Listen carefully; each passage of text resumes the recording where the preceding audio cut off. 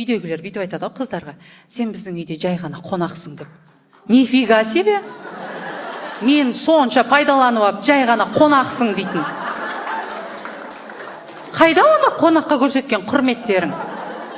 Мен барлығы демей, бірақ осы жерде отырған біраз қыз өз үйінде қонақ болған жоқ.